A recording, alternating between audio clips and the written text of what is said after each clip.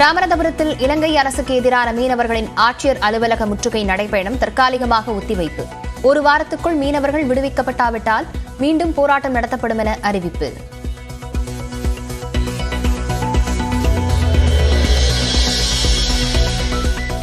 ₹42,200 கோடி மதிப்பில் வேளாண் பட்ஜெட்டை தாக்கல் செய்தார் அமைச்சர் MRK பன்னீர்செல்வம்.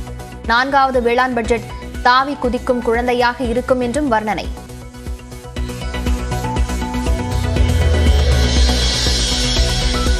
மண் வளத்தை பேணி காக்க முதலமைச்சரின் மண்ணுயிர் காப்போம் திட்டம் ₹206 கோடி அறிமுகம்.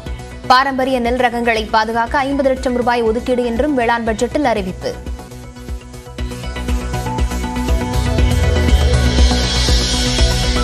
கிராமங்களில் மறுமலர்ச்சியை ஏற்படுத்த ஒரு கிராமம் ஒரு பயிர் திட்டம் 15,280 கிராமங்களில் செயல்படுத்தப்படும் என பட்ஜெட்டில் அறிவிப்பு.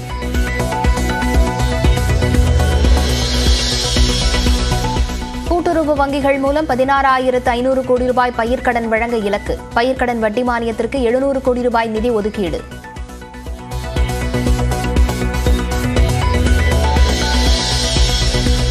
ராமநாதபுரம், தருமபுரி உள்ளிட்ட 7 மாவட்டங்களில் வறட்சியை தணிக்க ₹110 கோடி நிதி. வேளாண் பட்ஜெட்டில் அமைச்சர் MRK பன்னீர்செல்வம் அறிவிப்பு.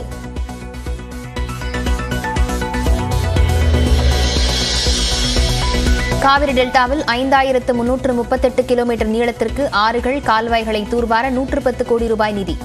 919 பணிகள் மேற்கொள்ளப்படும் என வேளாண் நிதிநிலை அறிக்கையில் அறிவிப்பு.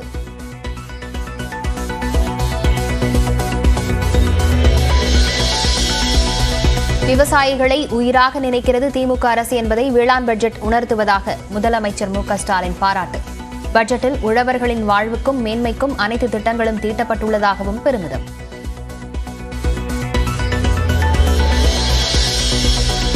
விவசாயிகளுக்கு எந்த வகையிலும் வேளாண் பட்ஜெட் பலனளிக்காது என எதிர்க்கட்சித் தலைவர் எடப்பாடி பழனிசாமி விமர்சனம். வேளாண்மைக்கும் விவசாயிகளுக்கும் கூடுதல் நிதி ஒதுக்கீடோ புதிய திட்டங்களோ எதுவும் இல்லை. பார்த்தீங்கன்னா பல்வேறு துறைகளை ஒன்றாக இணைத்து வேளாண் நிதிநிலை அறிக்கையை சமர்ப்பித்திருக்கார். இதனால் விவசாயிகளுக்கு எந்த பயனும் கிடையாது. ஆட்சிக்கு வந்த பின் விவசாயிகளுக்கு அளித்த வாக்குறுதிகளை திமுக மறந்துவிட்டதாகவும் பேட்டி.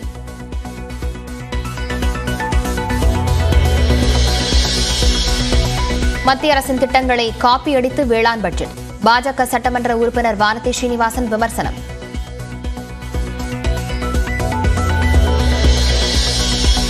சட்டமன்ற வளாகத்தில் எதிர்க்கட்சித் தலைவர் எடப்பாடி பழனிசாமியுடன் உரையாடிய பாமக கௌரவ தலைவர் GK மணி. கூட்டணி இன்னும் உறுதியாகாத நிலையில் இருவரும் சந்தித்துக் கொண்டனர்.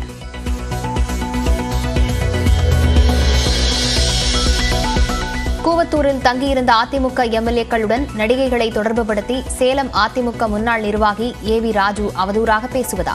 நடிகர் சங்கம் நடவடிக்கை எடுக்க இயக்குநர் சேரன் வலியுறுத்தல்.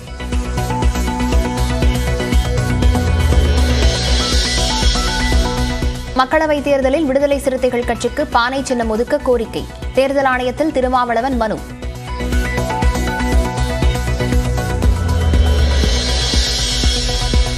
ரசிகர்களின் வருகை குறைந்ததால் புதிய படங்களை 4 வாரங்களுக்கு பதில் 8 வாரங்களுக்கு பிறகே OTT-யில் வெளியிட வேண்டும்.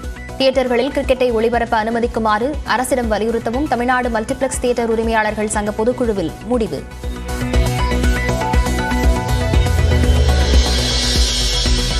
விஜய் அரசியலுக்கு சென்றதால் சினிமா தொழிலுக்கு பாதிப்பில்லை.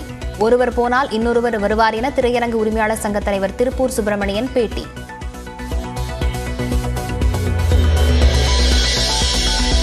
கோயில்களில் பயன்படுத்தப்படாத 130 கிலோ தங்க நகைகளை கட்டிகளாக மாற்ற SBI வங்கியிடம் ஒப்படைப்பு. பொன்னினங்களை மொத்தமாக முதலீடு செய்து முடிக்கும்போது ₹25 கோடி வருமானம் கிடைக்கும் என அமைச்சர் சேகர்பாபு நம்பிக்கை.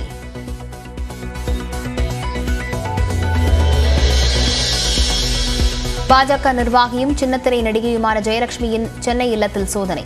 அறக்கட்டளை முறைகேடு புகாரில் காவல்துறை நடவடிக்கை.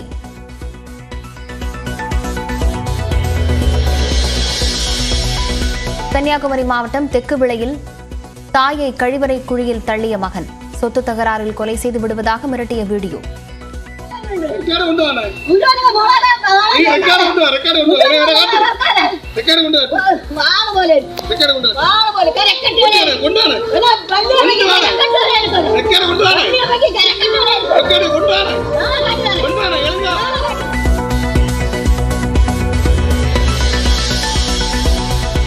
மக்களவை தேர்தல் தேதி மார்ச் 9ஆம் தேதிக்கு பின் அறிவிக்கப்பட வாய்ப்பு.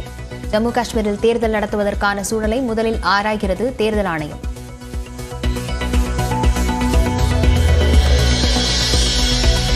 தடையாக இருந்த சிறப்பு அந்தஸ்து ரத்து செய்யப்பட்டதால் முன்னேற்ற பாதையில் செல்கிறது காஷ்மீர்.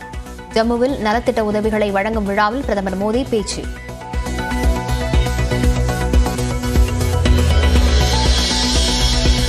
வாக்குப்பதிவு இயந்திரம் தயாரிக்கும் பாரத் எலக்ட்ரானிக்ஸ் லிமிடெட் நிறுவனத்தின் 7 இயக்குநர்களின் 4 பேர் பாஜகவின் முன்னாள் மற்றும் இந்நாள் நிர்வாகிகள் என ஆர்டிஐ மூலம் தகவல். வெங்கட பார்த்தசாரதி, கச்சாரியா, சிவநாத் யாதவ், ஷியாமா சிங் ஆகியோர் பாஜக நிர்வாகிகள் என ஆர்டிஐயில் கேட்கப்பட்ட கேள்விக்கு பதில்.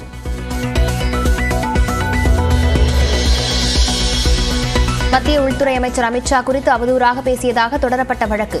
காங்கிரஸ் எம்பி ராகுல் காந்திக்கு ஜாமீன் வழங்கியது உத்தரப்பிரதேச நீதிமன்றம்.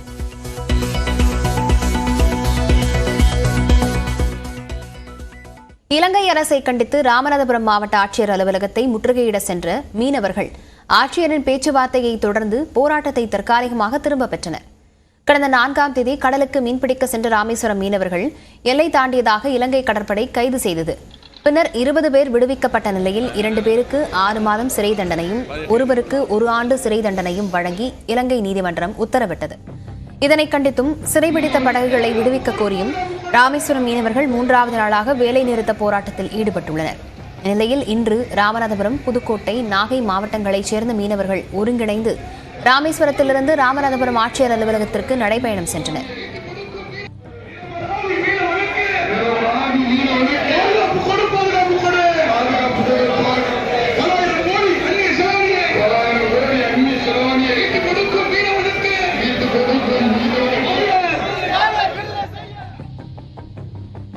மீன்பிடி அனுமதி சீட்டு வழங்கும் அலுவலகத்திலிருந்து ஆட்சியர் அலுவலகம் நோக்கி சென்ற மீனவர்களுடன் மாவட்ட ஆட்சியர் விஷ்ணுச்சந்திரன் பேச்சுவார்த்தை நடத்தினார்.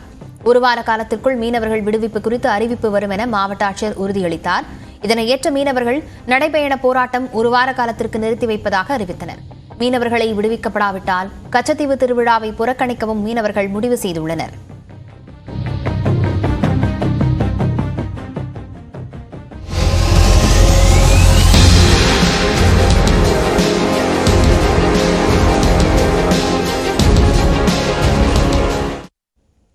வரும் நிதியாண்டில் 16,500 கோடி ரூபாய் அளவுக்கு பயிர்க்கடன் வழங்க இலக்கு நிர்ணயிக்கப்பட்டுள்ளதாக தமிழ்நாடு வேளாண் நிதிநிலை அறிக்கையில் தெரிவிக்கப்பட்டுள்ளது.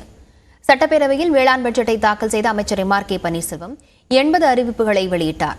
வரும் நிதியாண்டில் இதுவரை இல்லாத அளவாக பயிர்க்கடன் வழங்க இலக்கு நிர்ணயிக்கப்பட்டுள்ளதாகவும் அவர் கூறினார்.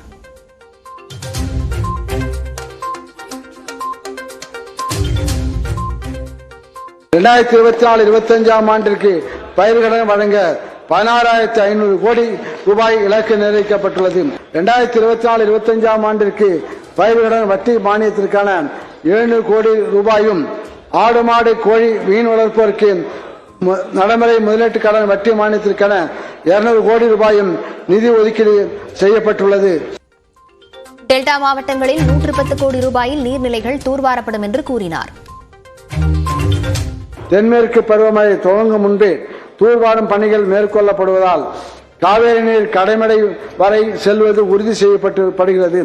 2024-25 ஆண்டில் காவேரி டெல்டா பகுதியில் தென்மேற்கு பருவமழை தொடங்கும் முன் 5338 கிலோமீட்டர் நீளம் கொண்ட ஆறுகள், கால்வாய்கள், வாய்க்கால்களை தூர்வாருவதற்கு 110 கோடி ரூபாய் செலவில் 919 பணிகள் மேற்கொள்ளப்படும்.